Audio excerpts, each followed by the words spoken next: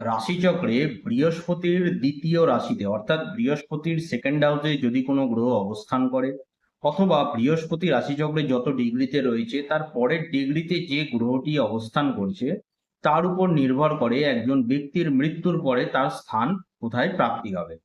অর্থাৎ মৃত্যুর পরে একজন ব্যক্তি স্বর্গলোক প্রাপ্তি ঘটবে, নাকি সে যমলোক তার প্রাপ্তি হবে, নাকি সে নরকে গমন করবে।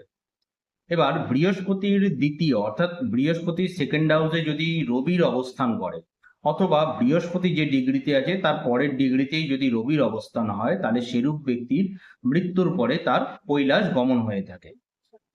অর্থাৎ ধরুন বৃহস্পতি মেষ রাশিতে রয়েছে, তাহলে মেষ রাশির সেকেন্ড রাশি অর্থাৎ মেষ রাশির পরের রাশি হলো বৃষ রাশি।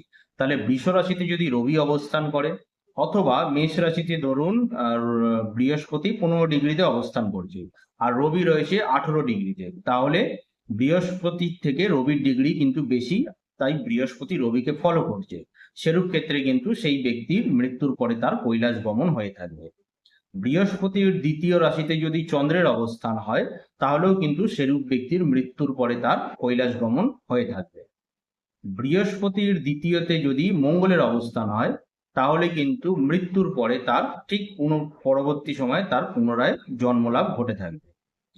বৃহস্পতির দ্বিতীয় যদি বুধের অবস্থান হয় তাহলে কিন্তু মৃত্যুর পরে তার বৈকুণ্ঠ লাভ হবে।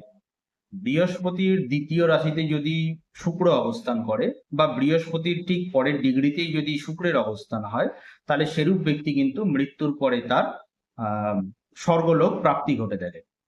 আর বৃহস্পতির দ্বিতীয়তে যদি শনি অবস্থান করে বা বৃহস্পতি যত ডিগ্রিতে আছে তার পরের ডিগ্রিতে যদি শনি অবস্থান করে তাহলে সেরূপ ব্যক্তির মৃত্যুর পরে তার যমলোক প্রাপ্তি ঘটে, অর্থাৎ সেই যমলোকে গমন করবে। কিন্তু বৃহস্পতির দ্বিতীয় রাশিতে যদি রাহু অবস্থান করে অথবা বৃহস্পতি যত ডিগ্রিতে আছে তার পরের ডিগ্রিতে যদি রাহু অবস্থান করে তাহলে সেরূপ ব্যক্তির মৃত্যুর পরে তার কিন্তু নরকলোক প্রাপ্তি হয়, অর্থাৎ সে নরকে গমন করবে।